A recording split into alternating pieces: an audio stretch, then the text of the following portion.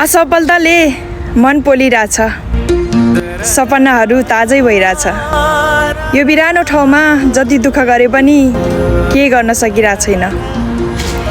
आफूले आफ्नो मान्छे ठान्दाखेरि अरूले पराई ठानेको धेरै पाएको छ।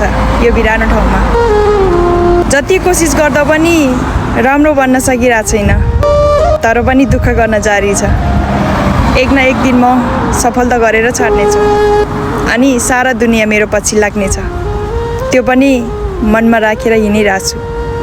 सपना कहिले पुरा हुन्छ थाहा छैन, तर म सधैँभरि दुःख गर्न चाहिँ छोड्ने छैन।